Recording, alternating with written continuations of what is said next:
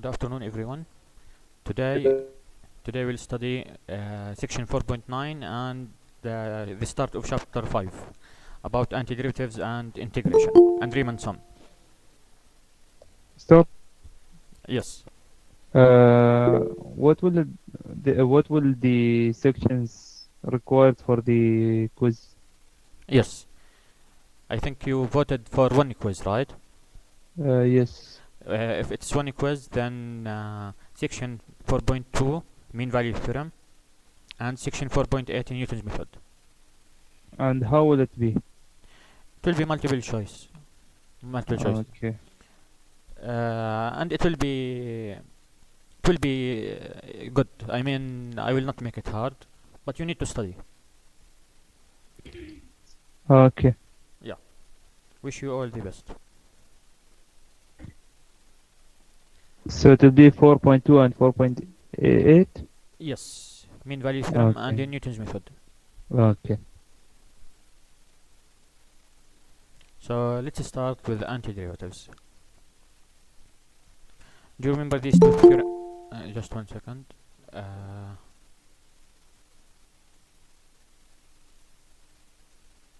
Yes. Antiderivatives. But first, do you remember these two theorems? Theorem 5 and corollary 7. These are from section 4.2, right? Section 4.2 mean value theorem. I included them here. Why? What do you think? Because here this is important for integration. You know, we always add C when we integrate, right? These two theorems, this theorem 5 and corollary 7, these are the reason why you add C. You add constant when you integrate. Okay? So remember, just one second. Yes, let's continue. So if f prime of x equals 0 for all x in an interval, open interval, then f is constant on AB. Okay? And the corollary, if f prime of x equals g prime of x for all x in an open interval, then f minus g is constant on AB. That is, f of x equals g of x plus c, where c is a constant.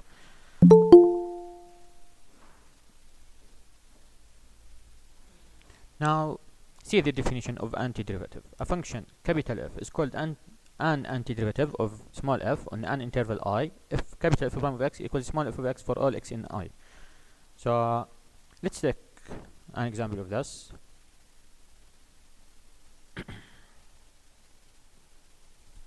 So, for example, if I ask you about x squared, if I give you f of x equals x squared, I want a function that when you differentiate,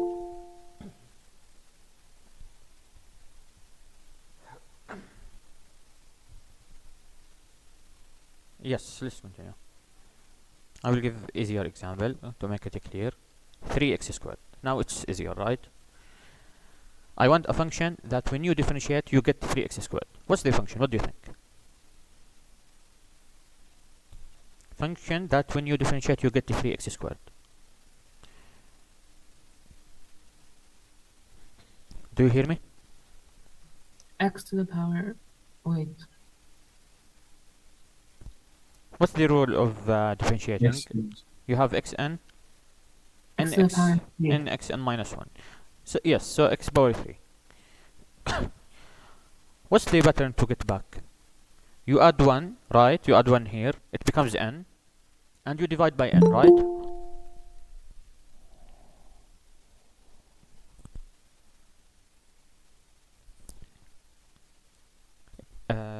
Yes, let's continue.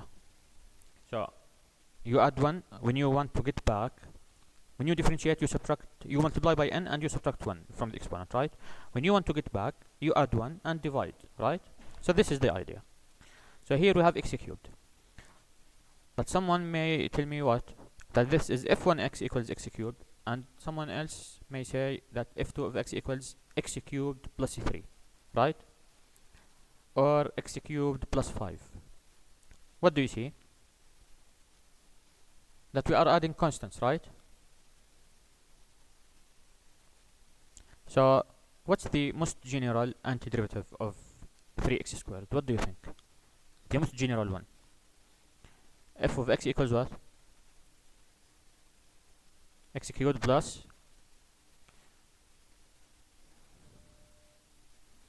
c, right? Good.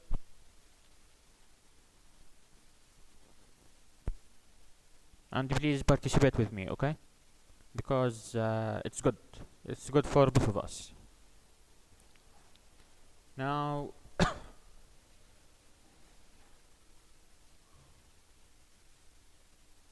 see here. So, vertical shift, the difference between the antiderivative, see? So they are all 1 over 3 x cubed, but plus constant. Or subtract constant, but it's the same idea. Good? Now, let's solve this example.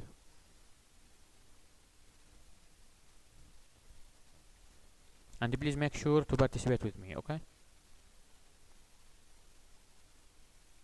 So find the most general antiderivative of each of the following functions. Let's start with sine x. If we start f of x equals sine x, what do you think?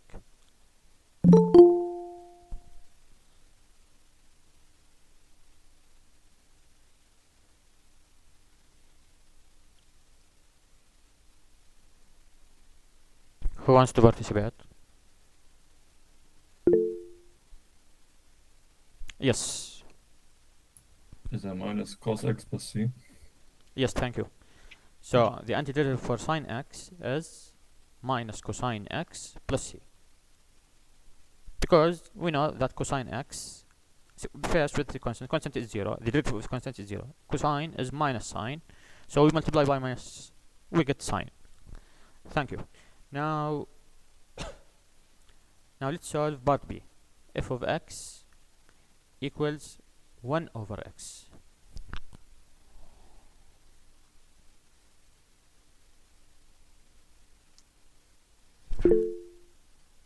Yes, no. Is it ln x plus c? Yes. So the antiderivative for this, but we put absolute value, okay? So ln absolute value of x plus c, because this is more general. I will tell you why it's more general.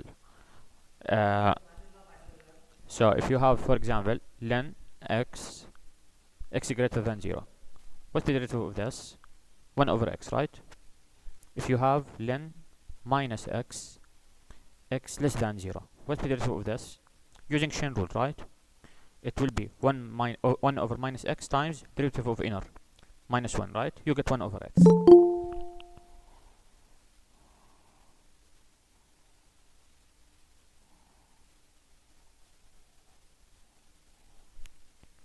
What's the problem?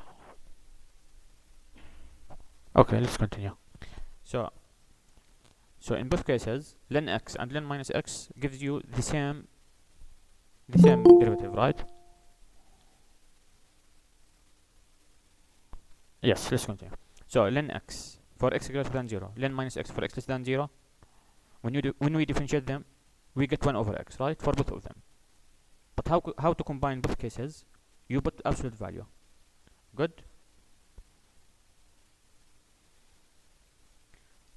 Are you good with this? Now example C. We will get to part B. We will still need to say a little bit about it, but let's solve C before. What about C? F of x equals x to n. N is not minus 1. Clearly minus 1 is covered in part B, right? So n is not minus 1 here. And also the rule for this will not be n equals minus 1 is not allowed in the rule for this. What do you think? Again, let me I understand the problem. Now it will work. Control Z. Yes, it's working. Now see this. I told you that when you differentiate x to n, you get n x to n minus 1. Now assume you want the antiderivative. You want to integrate. What do you get? See the process. When you get back, you add 1, use the divide, right? So add 1, you get what? X to n plus 1, right? Over n plus 1. Good? See, if you substitute minus 1 here, it's not working, right? It will not work. So -1 is not included. But no problem, because -1 is solved here in part B.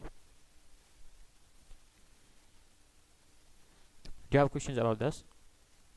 Is it good?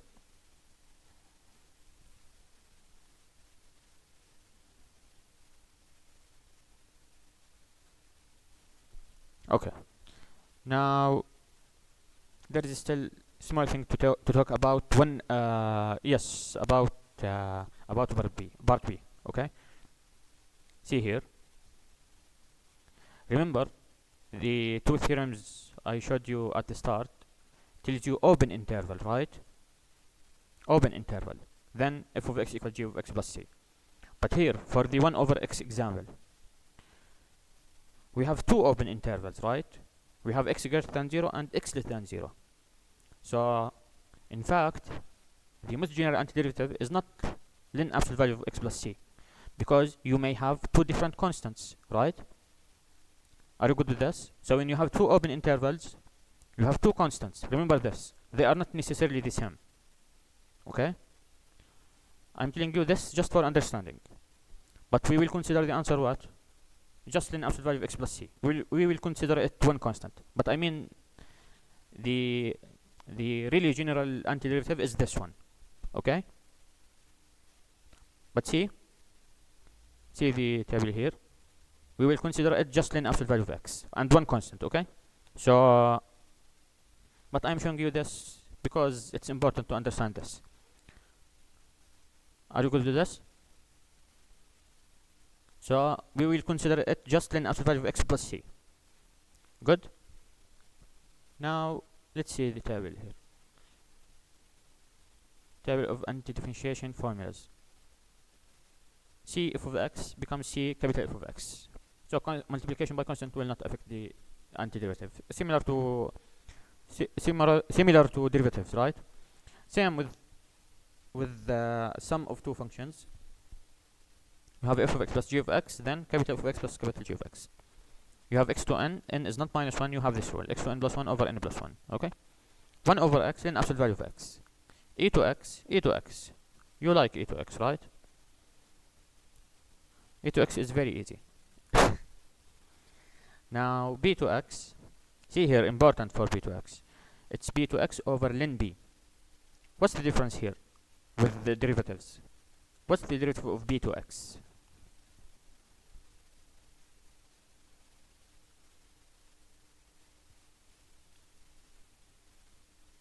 Did he say b to x? It's ln b times b to x. Ln b times b to x, right? So what's the difference between derivative and antiderivative? I mean for b to x, I mean you for antiderivative you divide. For derivative you multiply by ln b, okay? Good. Now see cosine. The antiderivative of cosine is sine, because derivative of sine is cosine. Now see this one. Sine x, antiderivative is minus cosine x. Secant squared is tan x. Secant x tan x, secant x.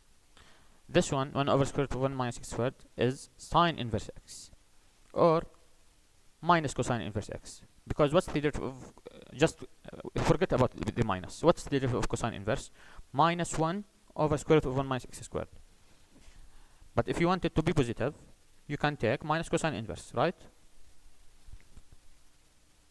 Are you good with this? 1 over 1 plus x squared, the antiderivative is tan inverse x. Good.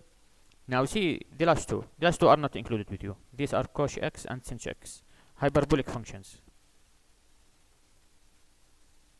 This is hyperbolic cosine, e to x plus e minus x over 2. Hyperbolic sine, e to x minus e minus x over 2. And they have their own identity, similar to trigonometric functions. But here you have subtraction, not addition. But forget about this. These are not included with you, right? So, but you need to study the other things. Now, let's solve this example.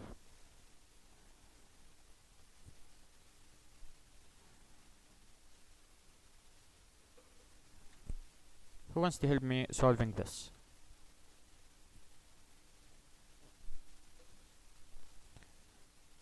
Reem? Reem, do you hear me? Yes, hello. Yes. Please help me with solving this. Can you help me with this? I'm not sure. What's the first step?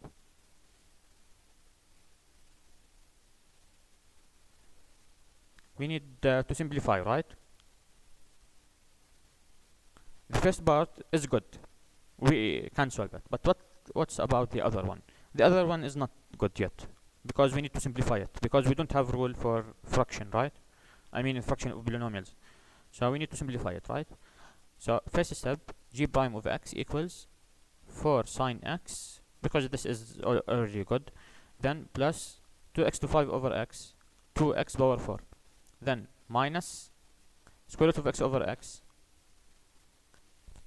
which is x to half over x, right? Which is x to half minus 1, which is x to minus half. Good. Now we can integrate. You get g of x equals minus 4 cosine x plus 2 over 5 x to 5. Sine is minus cosine. X to 4, you add 1, it's 5, then you divide by 5. Last one, same idea. You have minus x minus half plus 1. But what's minus half plus 1? Positive half, right? So positive half, and you divide by positive half. But generally, you multiply by the reciprocal, right? So it will be multiplication by 2. Are you good with this?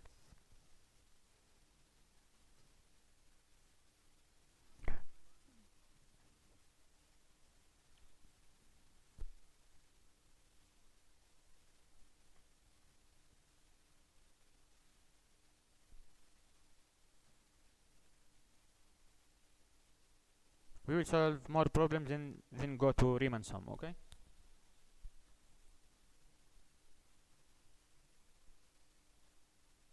Let's take a hard example.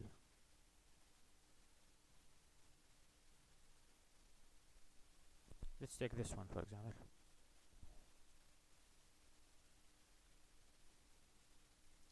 Problem 13, for example. Who wants to help me solving this?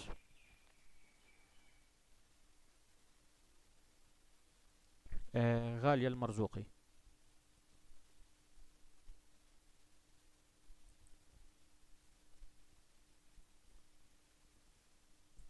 غالية المرزوقي، سما فريد،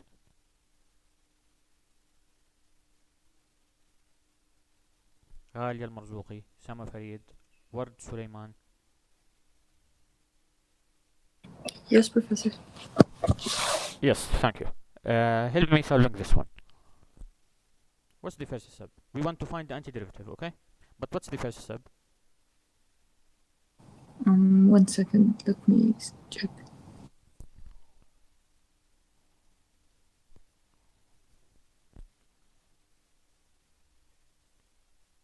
We need to use x to n, right? So the rule is x to n plus 1 over n plus 1 if n is not minus 1. Can we rewrite the exponents? Yes, Like where? we need to write it because we want it in this form, x to n. So you have f of x equals 3x to half 3x to the power of half and minus 2x to the power of third.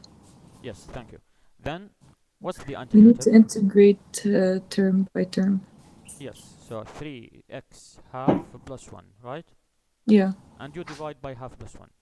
But let's have it a rule that you will multiply by the reciprocal of this, okay? Yeah. So let's add it, then multiply by the reciprocal. Half plus 1 is 3 over 2, right? Yeah. So it will be 3 over 2. And 3 multiply over 2. by reciprocal, it's 2 over 3. So x to 3 over 2, and you multiply by the reciprocal. It's the same as dividing. Then minus 2 times 2 times x to the power of 4 over 3.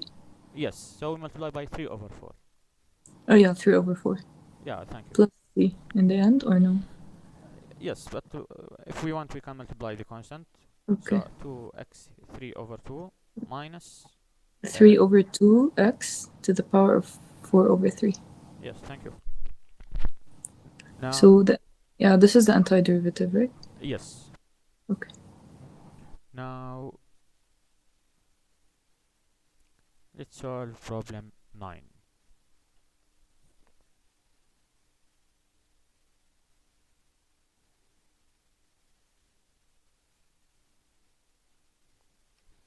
We have x, so let's rewrite it. F of x equals x times 12x plus 8.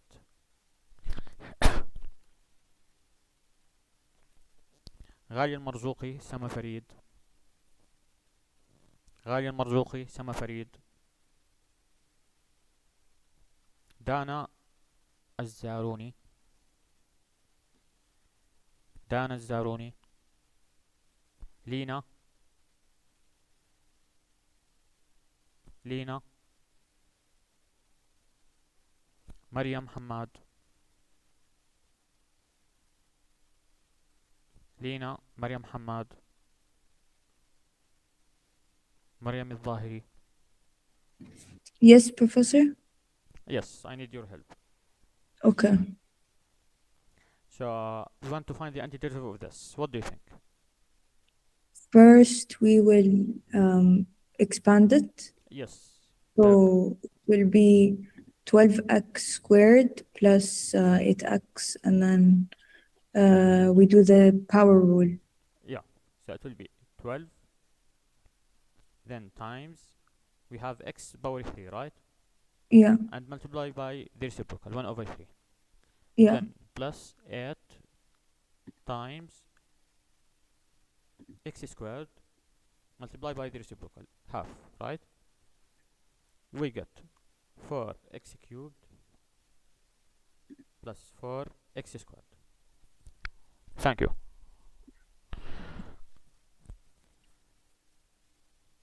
لينا، مريم حماد، ميرا النقبي،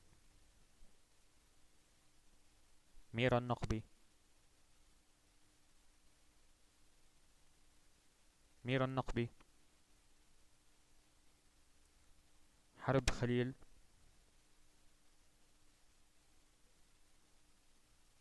حرب خليل،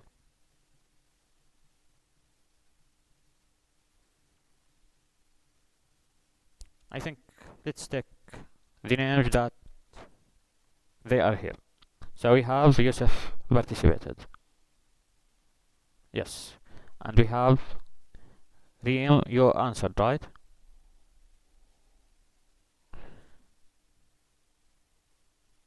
Galia and Sama didn't answer. Professor, did you call my name? I was at the bathroom.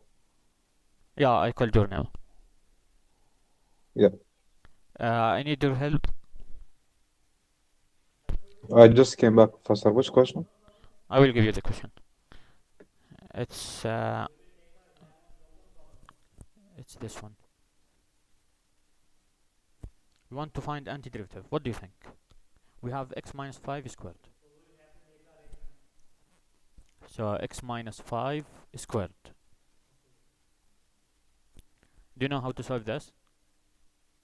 Just, I'm gonna write it on paper and I'll tell you. Just give me a minute. Chain rule. No, no, we are finding antiderivatives. So we will use the rule x to n goes to x to n plus 1 over n plus Plus 1. 1 over n plus 1, yeah. N is not minus 1. Here we don't have rule for this thing, so we need to multiply first, right? It will Yes. be x squared plus 2 times first times second. It will be 2 times x times minus 5 minus 10 x plus 25. 25. It's 25. So now you find the antiderivative using X this. cubed over 3. Yes. So x cubed over 3 minus. Then minus 10x squared over 2. Plus 25x. Plus what? Plus c. Yes, thank you.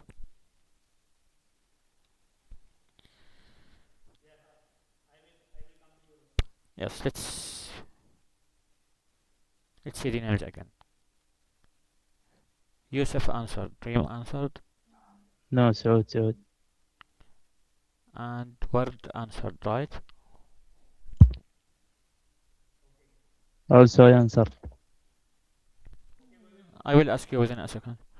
إن شاء الله. We have Dana. Yes. Okay. So Dana is good.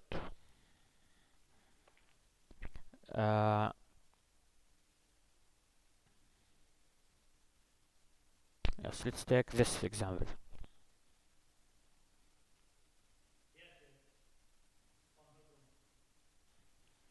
How can we solve this? Antiderivative. We want antiderivative, okay? Should we multiply first? Yes. So first one will be 2 radical x. But before that, this is x2 half, right? Yes. So 2x half, then, And then minus x 3 to the power of 2. yes, And then plus 6. I think 5 to the power of 2. yes. Now antiderivative. Yes. So it will be 3 times 2. 2 times x 1 plus half 3 over 2, right? Yes. And you multiply Over 3 over 2.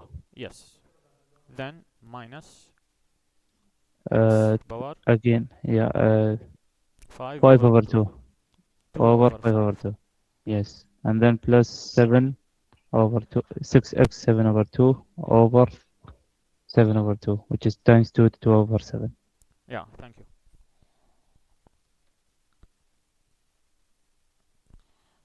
I was near something bad, right? Now I was gonna closing the Google Meet. I was once in a call with my friend. We were discussing math, and I closed the and I kept talking for long, and that was not good, right? So let's It continue. happens, it happens. Yeah. Dana Zaruni, you answered, right? Lena didn't answer. Maryam Hamad didn't answer. Maryam Zahiri answered. Miran Naqbi. Miran Naqbi, did you answer me? Harb answered few minutes ago. Then Noor also answered. Professor, I forgot to mention my name. Yes, I will. When I reach it, I will add it. And remind me if I don't add it. Okay. Okay. Now, Hafsa. Yes, Professor? Yeah, I need. I think I will go to the next topic, but I will continue reading names. Okay. So Hafsa is here. Now, Rashid. Yes, Professor. Yeah, it's good that you are here. Now, Aisha Tamimi. Yes, Professor. Fatma. Fatma. Tala. Yes, Professor. Tala is here. Umran. Yes, Professor. Good.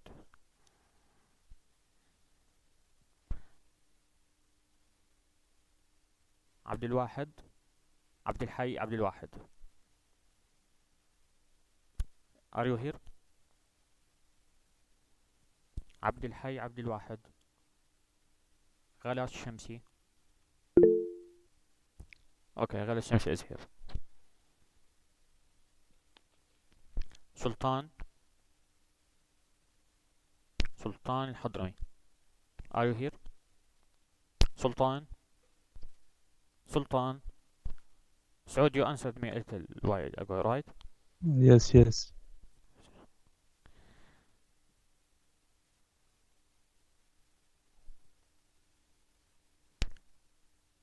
So غالي المرزوق, your Yes, Professor, I'm here, but I couldn't open my mic. I typed, but you did not see.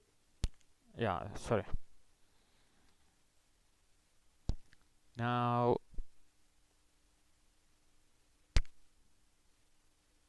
Daniel Omari, also add your student ID. Okay. Okay, Professor. I mean, please write it again so I take it with the ID. Muhammad is Zabi. Yes. Yeah. Fatma is also here.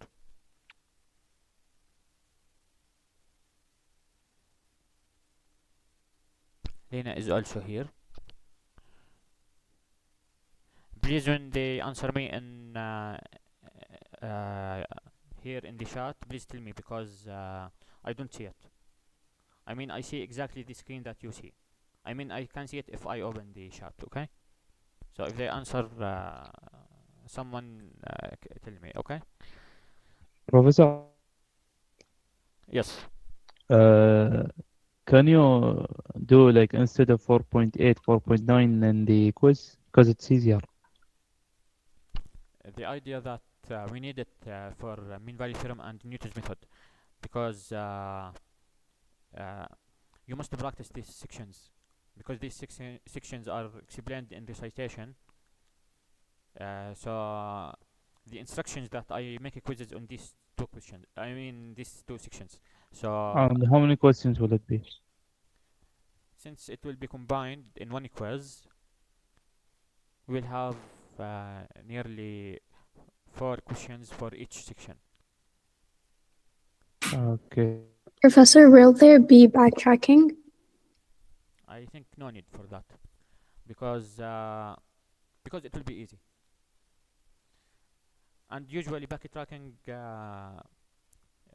makes students change their correct answers. So it's not that good because it happens with many students that we answer correctly, then we come back and we change it to something that is not correct. And you may tell me, but sometimes we change it to something correct. Yes, it will be exactly similar to questions in the class.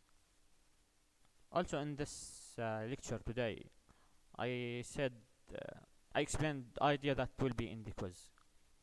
I know this section here is not 4.8, but I mentioned something from 4.8 that it's important.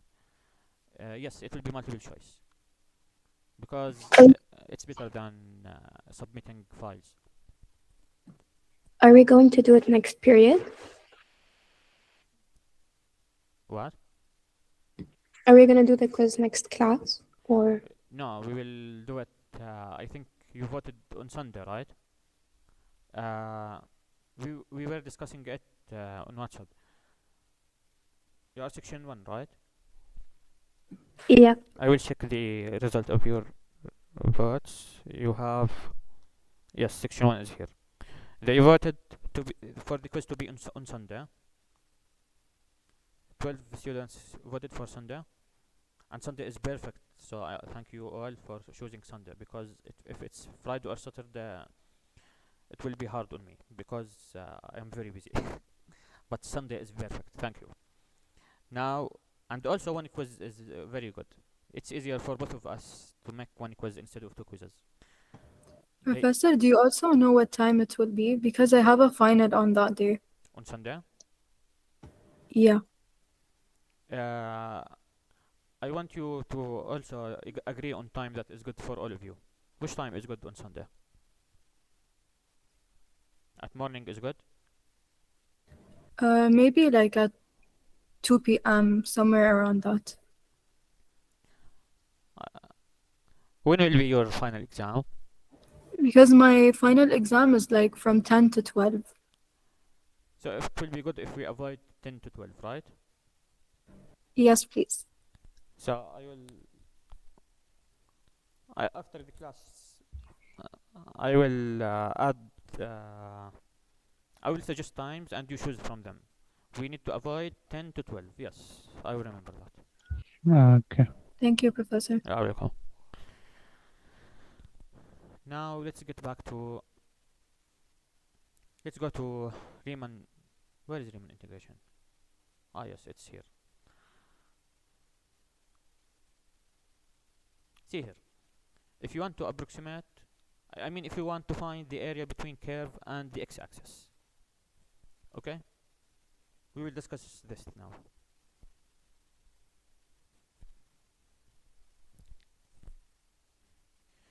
If we want area of a square,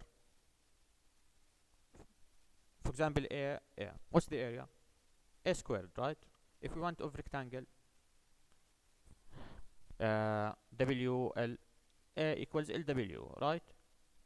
If you want circle, area by R squared. If you want curve, do you have formula for this? We don't have formula, right? What can we do if we don't have formula? What do you think? We do like this, right? We draw shape that we know its area, right? For example, draw rectangles inside here. Then add them, you get approximation, right? So it's not necessarily that you get the exact answer. You approximate it if you don't have formula. For example, you draw rectangles. If you want better result, you draw more rectangles, right? What's the difference between these two methods? Here, part A, we are using left endpoints. The meaning of left endpoints that you have rectangles, right? What's the height of this rectangle, for example? The height is here, right? This is the image of the left endpoint, because see here, the rectangle starts here, ends here, right? This is the left. This is the left of this one. This is the left. This is the left, right? This is the left. This is the left. This is the left. This is the left. So this is what we mean by left endpoint. See the other one using right endpoints. Here we start here. This is right endpoint of the first rectangle. This is the right endpoint. Right endpoint. Right endpoint, like this. Okay. So and see here that the width of each rectangle is the same, right? Delta x, delta x, delta x, they are all the same, right? How to find the area of the total of these rectangles? You add them, right? So we have, what's the height? The image, right? The y value, f of x1, right? Then f of x2. So the rule for this one here, fx1 times delta x plus f of x2 times delta x until you reach the last one. Okay, here how many we have? How many do we have? I think we have 8, right? So you will reach what? F of x8 delta x. If you want, you can take delta x as common factor. This is the idea. See the other one. This one is right endpoints, right? In the first one, I forget the first one. F of x0 delta x, because here we start here, but it's 0, so my writing was correct because this is 0, so no need to write it. But to understand the idea, we need to write it to understand the idea, because it's not always 0 like this one here. Now the other one, see here, this one starts with fx1. I mean this one is really fx1 because we are using right endpoints, delta x, and here this is 7. Here you need to reach what? F of x8 delta x. Good? So when it's right endpoint, you start x1 and you stop xn. When it's left endpoints, you start x0 and you stop xn minus 1, which is n is 8 in both of them. Here is it 8 or not? 1, 2, 3, 4, 5. Yes, it's also 8. So both of them are 8. What's the difference between the two approximations here? The right endpoints here in this example. For this example, when you use right endpoints, you have more than the area below the curve, right? So you call this overestimate, okay? Because you have more than what you want. See the other one. You have less. This is not. We didn't calculate this. We didn't calculate this. This white. We didn't calculate it. So this is lower estimate. But be careful here. If it's left endpoints, This doesn't mean it's always lower estimate. It depends on the example. For this example, it's lower estimate. And same with right endpoints. For this example, it's overestimate. But in another example, it might be lower estimate, okay? Are you good with this?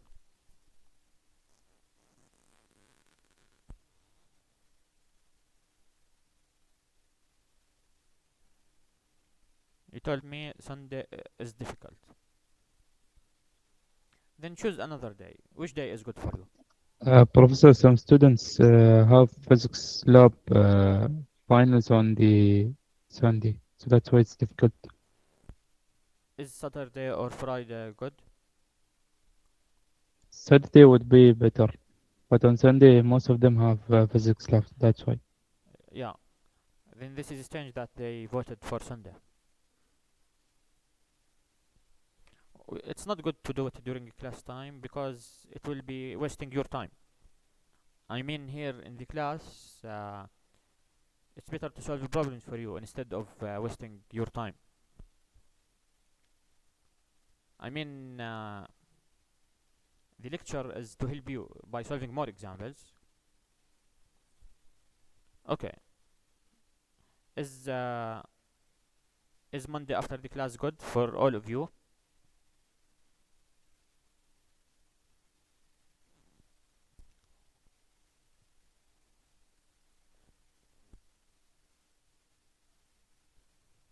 Okay, it seems that you all are good with this. I will also ask you about this in the WhatsApp group to make sure that everyone is good with Monday after the class. How many minutes do you want for the quiz?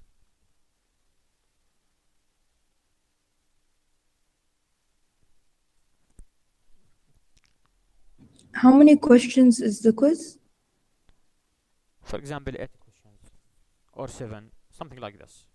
Because it will be combined 4.2 and 4.8, Newton's method and mean value theorem.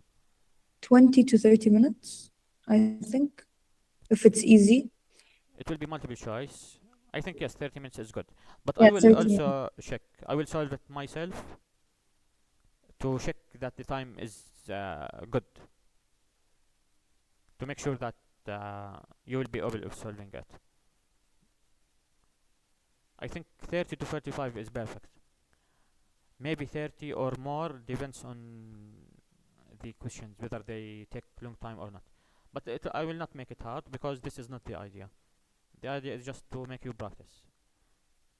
But not making it hard doesn't mean that you don't study. You need to study. The quiz will be 5%. There will be bonus also, but bonus on the 5 on the 5. For example, the quiz is 5, right? But I may make it 5.5 out of 5.5. I may make it out 5.5.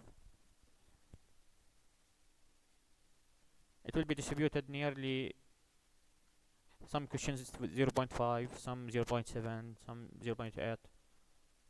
So I think, but the total I want it to be 5.5. So or 6. So you will have a bonus, okay? But I think if it's if it's 2 quizzes, I would add 0.5, I think, for bonus. But for them combined, it will be 6, right?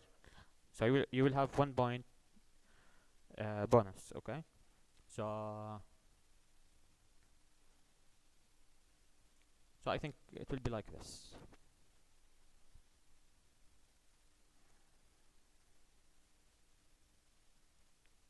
The Newton's method question, I will make it very clear.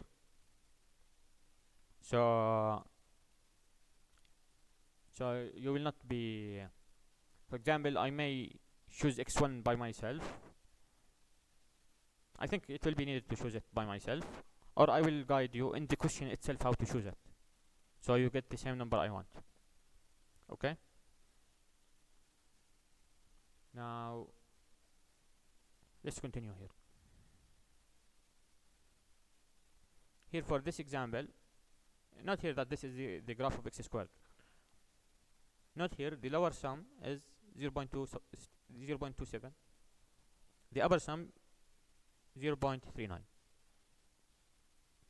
Here the more general case, that if you take the limit as n goes to infinity, you keep increasing the number of rectangles, you get the exact area. Okay? You can use Rn or Ln. But again, see, Rn right endpoint starts with x1 up to xn. Ln left endpoint starts with x0 up to xn minus 1. You need to remember these two theorems, okay? I mean, this is definition, but I mean, we will also use it to find the area. For example, to solve this question here.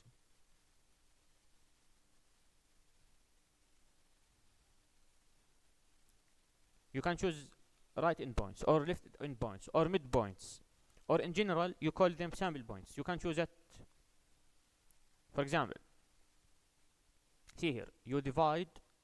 For example, I want the area from 0 to 1, okay? How many subdivisions I want? For example, say 10 subdivisions.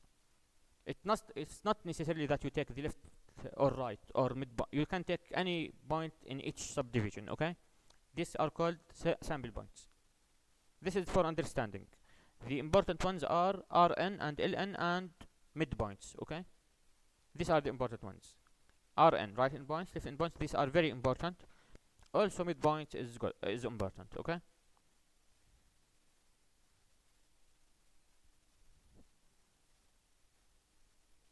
I will show you a solved example because we don't have enough time to, but next time we will solve this by ourselves, okay?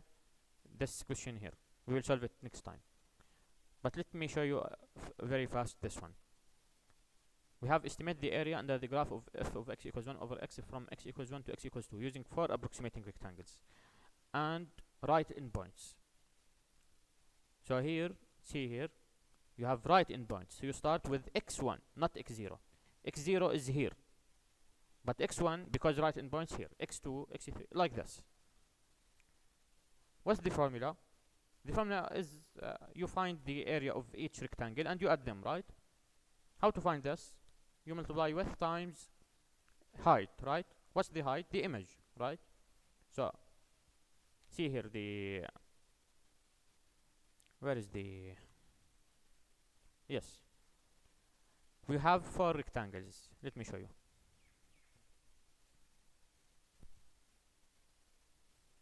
It will be fast. I will not. So see here. We have n equals 4. N is the number of rectangles. Remember this. So delta x equals what? See here. If I have, see the real number line. If you have AB, okay, I divide this into 4 equal parts. For example, here 1. Assume these are very equal, okay? Because it's not, my drawing is not good, but they are equal, okay? Consider them equal. How to find the size of each piece? How to find it? It's easy, right? The whole distance, b minus a, right? And I have 4 of them. You divide by 4 because they are equal. So the general rule, b minus a over n. What is a and b and n in our example? A is 1, b is 2. So it will be 2 minus 1 over 4. 1 over 4. If I am using right endpoints, then I start at x1. What is x1? x1 equals a. You call it x0, okay? Plus delta x. What is delta x? 1 over 4. Then x2 equals x1 plus 1 over 4. You find all of them and then you calculate. Let's just stop here. I will explain this again.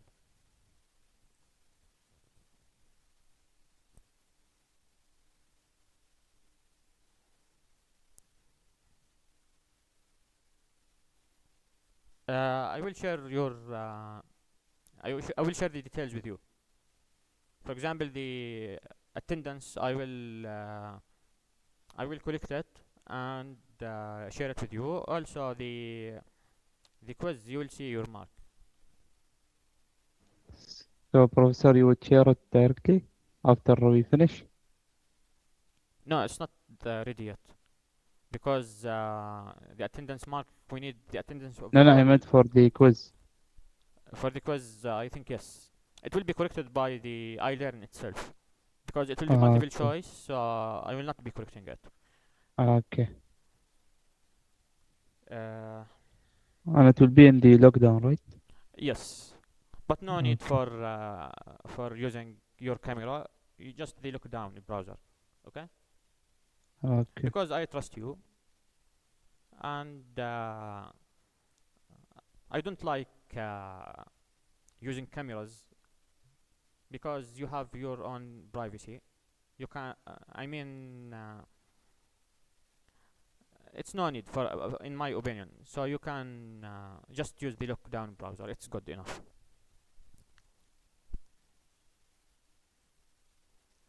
Okay, let's stop here. I will take the names, and you can leave if you want. Have a nice day. Okay, thank you, Professor. Thank you, Professor. You're welcome. Professor.